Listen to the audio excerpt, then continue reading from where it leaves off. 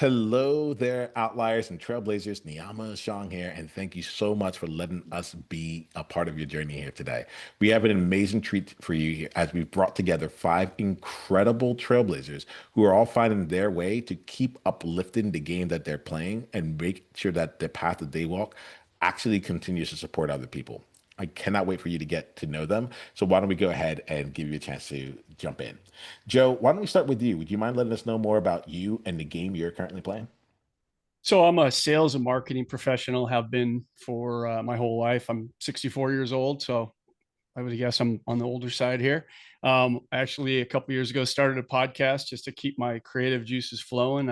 I also do some freelance writing in the boating industry. I love performance and fast boats. That's kind of my gig. So game I'm playing is just trying to stay ahead of it. I'm an empty nester, but grandkids locally, so that keeps me busy. So the game is just always trying to stay motivated, stay sharp, taking care of myself, producing the best content I can, and trying to be as authentic to my listeners as and my audience as I can. I love this. Yeah, I love that you're like you keep finding ways to evolve the game for you rather than sitting on the sidelines. You're like, no, I'm gonna stay on the field on this. Well, Joe, I'm glad that you're here. Thanks so much for Thank you. this. David, would love to get to know you. You mind sharing more about you and the game you're currently playing? Absolutely. So I'm David Chudyk. I'm a certified financial planner, and I also host the Weekly Wealth podcast. And I think we're at like 225 episodes. So we've been doing it a while, and it's pretty fun stuff. As a financial advisor, like people always say, hey, should I invest in Nvidia or should I buy crypto or what's a good stock? And my answer always is like, I don't know. Like, I don't know what is your deal, but what I do know is we need to work on ways that you and I can all have better lives in how we handle our money. So we need to do good for the world. We need to reduce stress. We need to do all the things. And they say money is good for the good that money can do. So, yeah, we want to make money, but we also want to manage it well and just be able to look back and say we had fruitful lives. That's a fun way of looking at this here, David. And I love like the juxtaposition of two of these things together. We'll play more with that in the conversation. Gaynor, you mind letting outliers know more about you? Yeah, sure. I started my own business during COVID, probably like a lot of people. I've always had an absolute joy of clothing. So I started my own online women's clothing boutique. But that business sort of evolved over time when I realized that I really wanted to help women to build their confidence in what they're wearing and how they show up each day. So the business has now expanded so that I do wardrobe edits for women and really help them to find their own identity again. I think many of us can sort of lose our identity along the way with life changes or moving to a different country or becoming a parent. So really teaching women, or men. I haven't done any men sort of wardrobe edits yet, but teaching people to sort of own their own identity and have a wardrobe full of clothes that match that identity so that they can be confident. But in addition to that, I've also got my own weekly podcast, which is very much a feel good podcast. And to basically take people along my journey and be very authentic about sort of the challenges as you're building a business, being open about it, having that conversation, just to say that it is real. Most businesses don't succeed overnight, but if you keep working on it and keep learning, you will get there eventually. So sharing that with others so that they can go after their dreams themselves as well. Thank you, Gaynor. I'm really glad that you're here. Mhm. Dr. Axel, let's get to know you here. Mind sharing more about you and the game you're playing? Yeah, thank you, Dr. Axel Meierhoefer. I'm like the other three before me, also having a podcast called the Ideal Investor Show. And the game I'm playing, I would probably call it the preparation game right now, because I believe we are in an incredible time of transition. And like David, I'm and have been for a long time helping people help themselves invest and create a passive income portfolio so that they basically get away from trading time for money and using time for passion, right? And that's what we call time freedom, or the time freedom point. And this transition to the age of abundance brings me to invite guests that know and have ideas about AI, that have ideas about humanoid robots, that have ideas on how our houses are going to look like, that have ideas whether we're going to all have UBI and don't have to work, but just somehow have electronic money on our phones in the future. So there's a lot to unpack there. And it's, for me, a transition from helping people to invest in valuable assets that produce income to really changing and getting ready for this changed life that may finally allow us to really be creative and passionate. Thank you, Dr. Axel. I love that element here. We're going to play with a bit of how we keep evolving over time. I think that'd be really fun. So thank you so much for that. And then Liz, let's get to know you. Tell us more about you and the game you're currently playing, please. Okay, thanks, Niiamah. So I'm Liz Waweru, and I'm based in Nairobi, Kenya.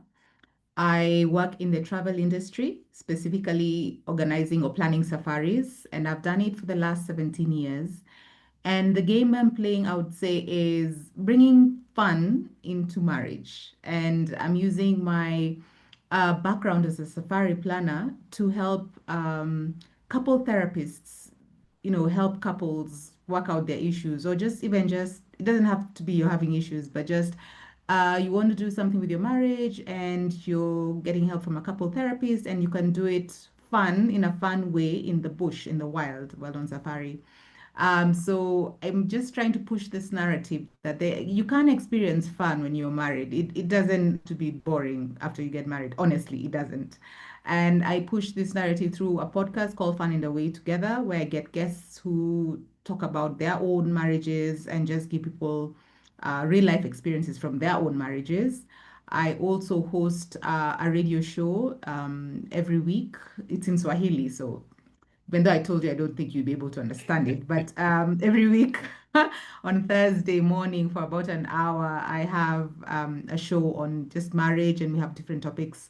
And listeners call in and have questions. But at the end of the day, I like to bring in the element of fun.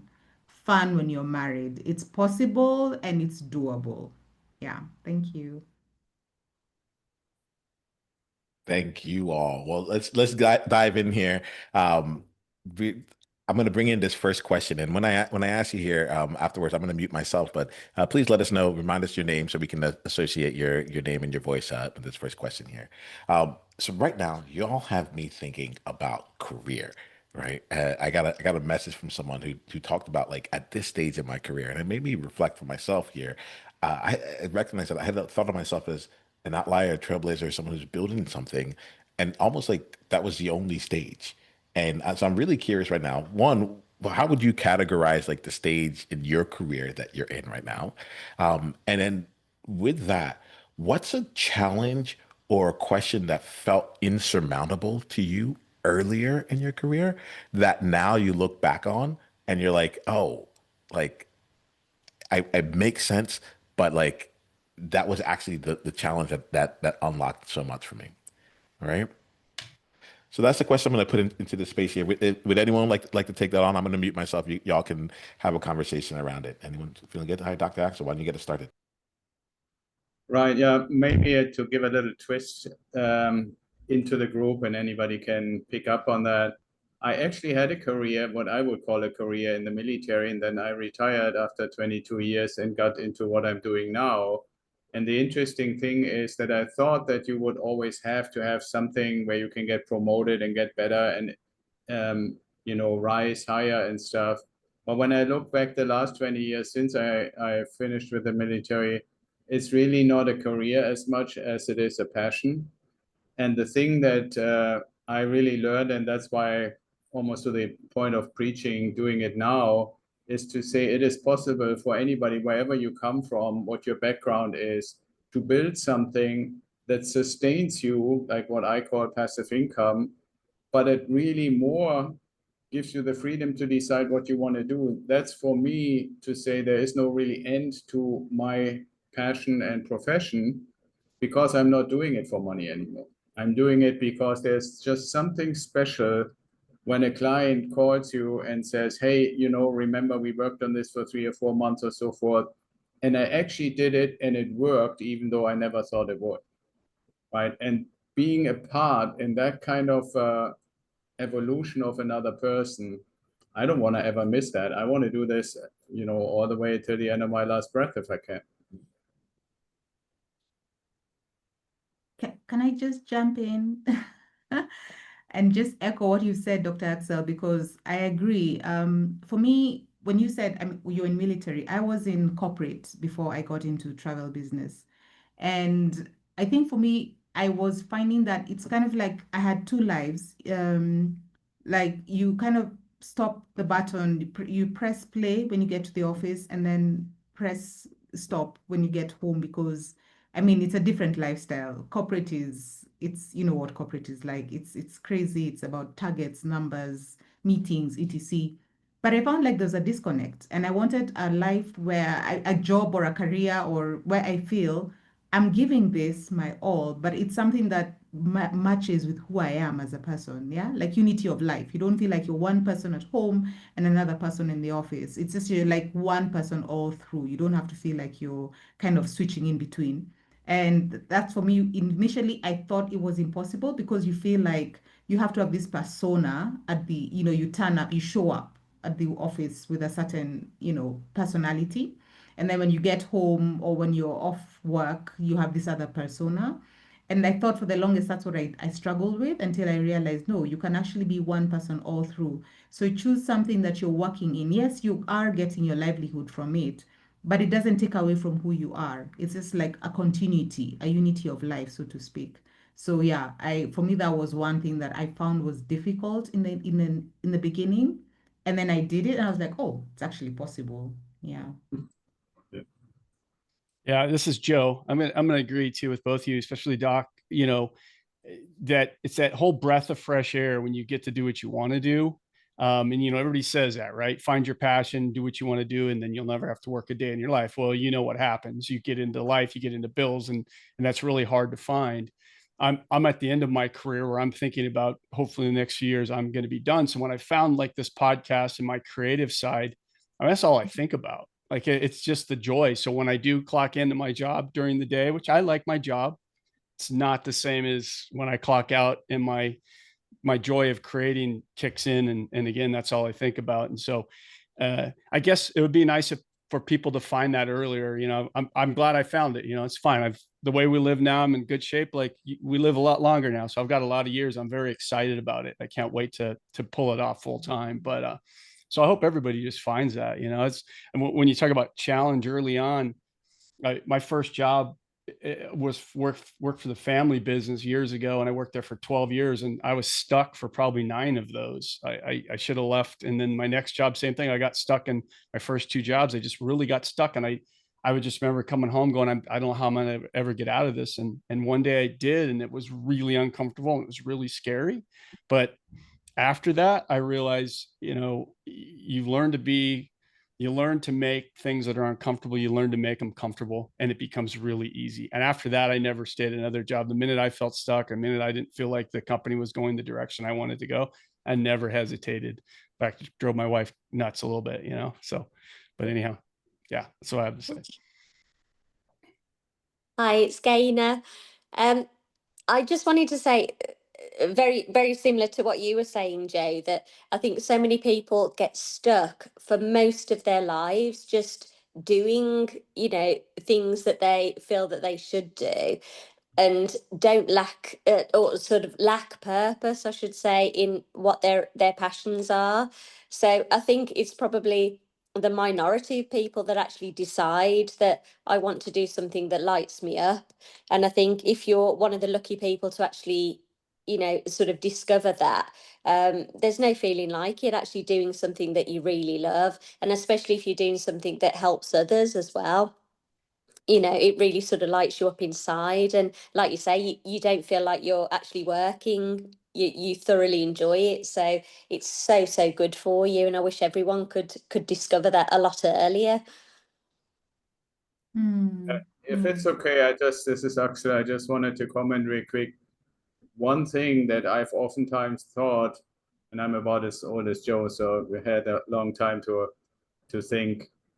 is that we are somehow forced, sometimes through parenting and sometimes through environment and sometimes through society, to follow certain norms. Right? We expect to go to school, we expect to graduate from high school, we are almost expected, at least in a lot of Western countries, to go to university. We expect to apply for some sort of a job and make money. And so there's always expectations that externally are pushed on people. I can very well remember that myself. Instead of saying, what do you really want? What are you really passionate about? What really resonates with you? What comes from the core, from the inside out? And we barely give that any room, right? I don't want to say it's a solution, but that's my observation of the arch of life, to say, why actually are we not doing that? And are we doing a disfavor to a lot of people that it takes them half their life or sometimes more to realize and discover that's really making other people happy or meeting certain norms is not really what makes them themselves happy. Yeah, so this is David. I wanted to jump in. A lot of people say, well, I can't start a business because that's too risky. And when I went into business for myself back in 2006, which is I'm sorry, 2005, it's been 20 years.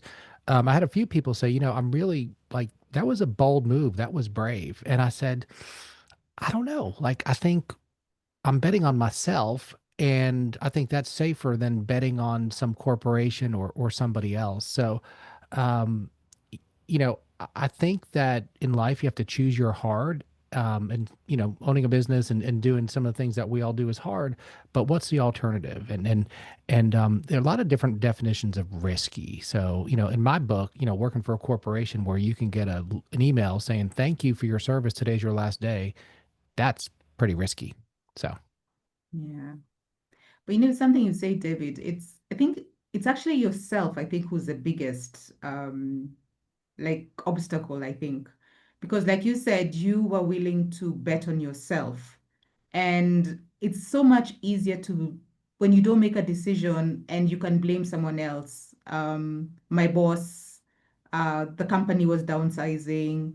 And I think for entrepreneurs, or for me personally, that has been one of my biggest battles. My internal fears, me saying, I can do this, I'm capable of doing this, and I don't need any other person's approval. Because I think that's the other thing. Maybe, I guess, like you said, Dr. Axel, there's expectations and everything. And like for us, I mean, society, culturally, like as a woman, you would want maybe approval from your family, your husband, or whoever. It's difficult to first start with yourself. Like say, okay, you know what? I don't need to get this approval from every other person. Let me first get it from myself and do it for myself. And then you struggle with is that being selfish? But the reality is, you can't give what you don't have. We can't be in careers that we're not enjoying, or jobs we're not enjoying, and then we expect to give this wonderful I don't know, service or offer when you're not even enjoying what you're doing. So I think it really begins with you. Enjoy what you're doing, believe in what you're doing.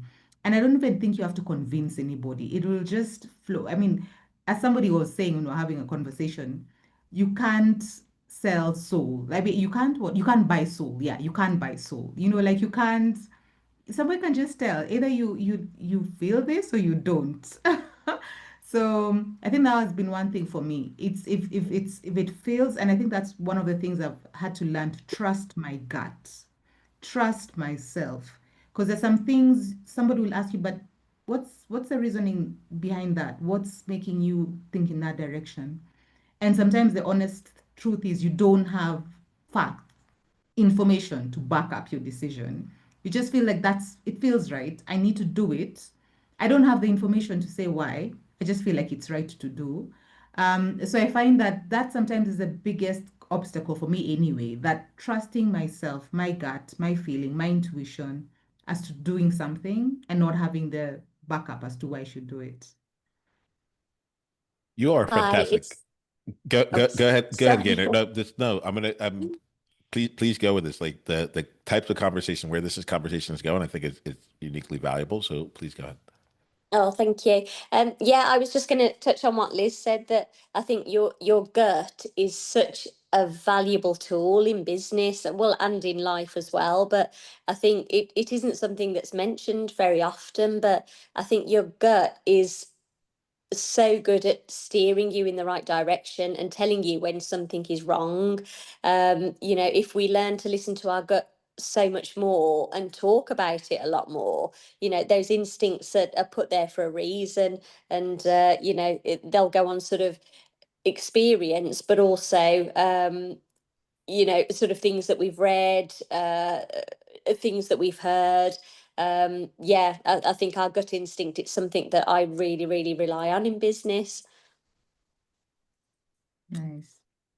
Appreciate you all here. You like it, what I've been really enjoying is that y'all are talking about the realities of it all. Right. I think that these are some of the places that I want to make sure we don't leave in our conversation. For any trailblazer that's out there, like it's something to walk a path that other people haven't done before. And to even go off and have the audacity to say, now I'm going to make it easier for other people to come by in there. So I appreciate that we're able to get both the external parts of what we're doing, but also the internal feelings along the way to play itself out. David, you brought in something I think just it hit me. You talked about you talked about betting on yourself, and what struck me there, it took me to honestly something that I'm working through right now, which is uh, it's not exactly scaling, even though like it looks like that on the outside. It's choosing to grow beyond the level that I'm at, growing the business beyond the level that I'm at. Being able saying, okay, it might be time to hire people again. It might be time to take this from, if I'm doing it at a 1x level, getting 5 times the people coming through. And I recognize for myself, there's a tension. There's a tension. There's an element of like, I know that what I want to do is huge. It's massive. I have this big vision. And at the same time, I find myself on the precipice of doing it, almost looking for permission before going forward. And so this element of betting on yourself really hit me because I felt like there was a really nice way of looking at this. So I would love for y'all to talk about either. Well, take this where you want to, but what comes to my mind is what's a recent bet that you've made on yourself, or this is outliers ed, so I like to not just go in the past and what's safe, but to look at what you're creating. What's a bet that you're leaning into that maybe hasn't played itself out right now, and how are you navigating that uncertainty, especially when I talk to all of this, like things are good. Is there any reason to go bet on anything when life is good, things are working like to rock the boat in that way for something that might be better. So I'll put that question into our group here, and I'd love to get your thoughts on it. Anyone want to get us started on it? Yeah, this Uh, is David. I'd love to jump in on this one.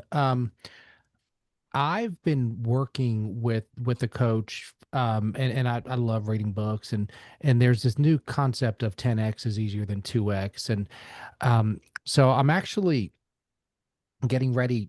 Literally next week, I've been planning on this to share some 10x goals with my team, and they're going to involve among other things, there are financial metrics and business goals that may or may not even make sense. But one of the 10x goals is that in 3 years, everybody in our organization doubles their income. And of course, we have to have the money to pay for that. So that's going to take everybody doing different things, new big things, because what we've done up until now allows our business to afford what we're paying now. um, what we'll do in the future, and that includes what we're not going to do, right? I mean, there's some things that we need to stop doing, maybe some client types we need to not work with. Maybe we need more efficiencies. But if we do things differently, and if we take this thing to 10x, and what does that mean to somebody when their income doubles, over the course of 2 or 3 years? Uh, and it's not a pride thing, it's not a greed thing, but when your kids are hungry, you need money to buy food. So many of our problems in life are a minor inconvenience with money, but without money, they're a huge tragedy. So that's one thing. I'm just like this trailblazing is one of our value statements for our office is that everybody income continuously increases, but I'm kind of taking that to the next level and saying, double. So because increase could mean you get a 1% raise. Well, yeah, that doesn't really, no, I mean, that's not really bold. But to say that we're going to all double our income, I think is something that we can all get behind, and also it can force us and motivate us to do hard things, because doing hard things is what gets you to the next level. It's kind of funny, this is Axel, because I'm kind of almost at the other end of what David just described.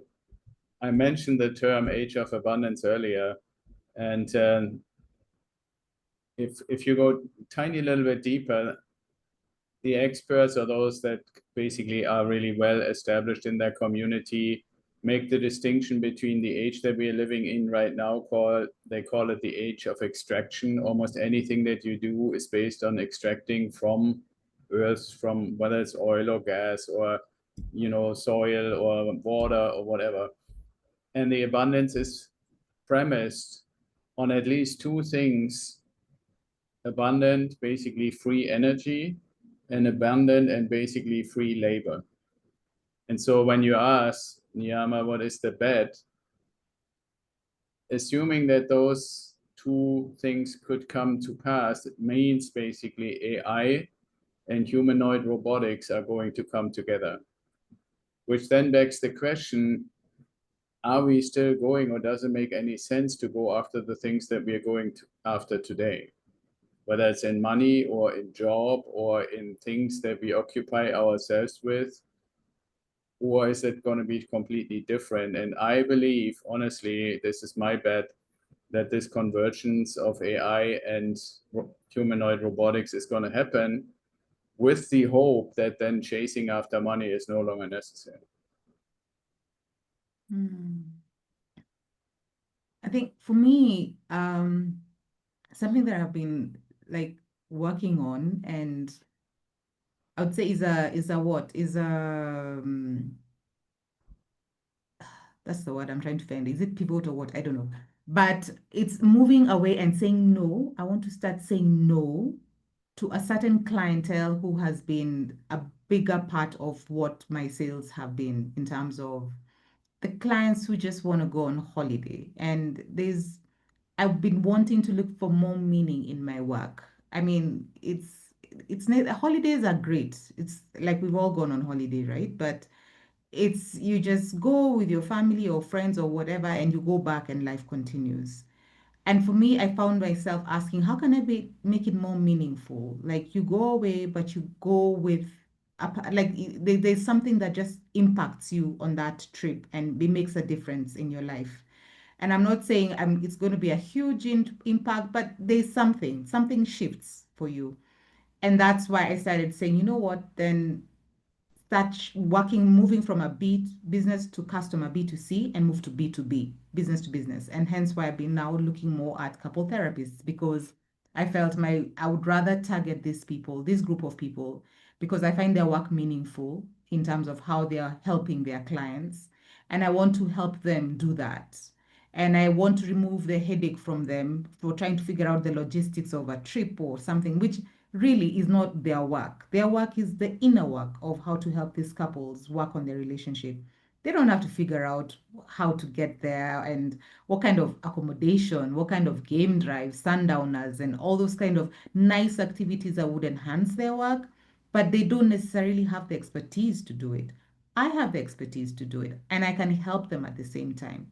So that for me has been a big shift for me, that I'm trying to move away from the norm. And the thing is, it's been comfortable. It's comfortable to work with clients that you know. It's comfortable to work in, like, that's that comfort zone. So it's been very uncomfortable for me to move away now and say, okay, but B2C, B2B, what does this mean? Where do I get these couple therapists? How am I going to target them? What kind of a language should I use that will, entice them or show that I can be of value to them? I don't want to just sell. I want to be of value to these people. So that has been very uncomfortable in terms of shifting, because the last 17 years, I've been doing travel, just your typical organizing safaris for clients. But now this is requiring a different way of thinking. So it's a shift. It's a mindset. shift for me. So that I would say is the thing that is I'm working on right now. And yeah, it's work in progress, but it's doable. Hi, it's Gaynor. I love what you said, Liz, about looking for more meaning in your work. And I think that's probably what I was looking for when I'd started my online store during COVID, and more recently I've started doing wardrobe edits. But I wanted to teach people as I was also learning myself, um, just to sort of enlighten people to also go after setting up their own businesses and really betting on themselves, like David said. So that's why I decided to do my own podcast. And it when I sort of told my family that I was starting my own podcast, they just seemed sort of slightly confused, like what's a podcast and what are you going to talk about? You know, you've just got your own sort of online store that you've just started. So yeah, it was very much stepping out of my comfort zone as well, and yeah, betting on myself to believe that by me sharing my journey of business and all the failures and the mistakes I'd made, as well as some of the successes, to sort of, I really wanted to inspire other people whilst I was still learning, because I thought that would be the ultimate success, is if I make it in my business, whatever that means to me, but other people have also done the same. That to me would be, utter joy, to find that other people have also betted on themselves as a result of me sharing my journey. But yes, I love what you said, that sort of looking for that meaning, not just setting up a business for financial gain, helping others to believe in themselves as well. I love that.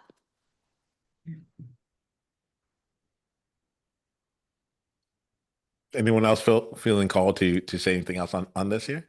Well, I just wanted to ask Liz, is her marriage therapy and counsel, is it extra successful because she threatens to throw them to the lions if they don't get their differences straightened out? I mean, because that's what I would do. Lead them down the wrong path. That's right. Yeah. If you don't settle this argument, you're going to be lion food. David, you've thrown in a very good, perspective. I actually hadn't thought about that. I'm going to put that as part of the itinerary and tell them, There you know you what, go. you have actually no choice in this matter. You don't have a choice. Y'all are Perfect. y'all are fantastic. I love the way that you're thinking about this year, and just what's fun for me is the new ideas that are playing out. One of the things that's really like cool for me is like actually bringing in AI and humanoid robotics and like free labor, and thinking about it from that perspective, like what we would be doing on that element. Uh, and I haven't thought too much around it, like not to that extent. And then Liz, you brought in something when you said like wanting to get more meaning through work. And what was really interesting to me is that we talked about the beginning of the careers, and you're like, I was actually in corporate, and it feels like in many of you, like you're still playing the game. You're still refining. You're still finding like what's next out from this. Gaynor, you're like, oh, I'm going to come out and start this business in this way. Now I want to document this, have other people see it. Like, so I love this element of like you're still playing. And we're going to start wrap up the conversation. But there's a question I haven't asked people in probably over a year now. But with you all, I'm actually deeply curious. All right. This is a looking forward question. Okay. Not a looking back. So the question I have here is, let's say it was, what's a message? Aha. What's a message that you would leave for yourself, for the person that you become 20 years from now, right? So put in another way of saying it here. We're recording this in 2025. What's the message that you want to leave and remind yourself of when you hear this again in, let's say, 2045? Right. A lot of times we're like, what's the message you left for your past self? That's not it. This is your present self giving yourself a gift for the future. And I'm really curious about how you all think about this, because you've each brought something different to the table. Joe, I've started with you a couple different times, so I'm going to go the other way around. I'm going to start with Liz this time around, and work my way up to Joe. All right, Liz, what's the message you would leave to yourself? I would say do it afraid. Because I think fear is just the uncertainty of knowing I think I have the personality of being a safari planner.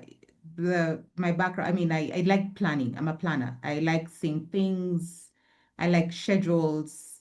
I like just kind of mapping things out and knowing what things are going to look like.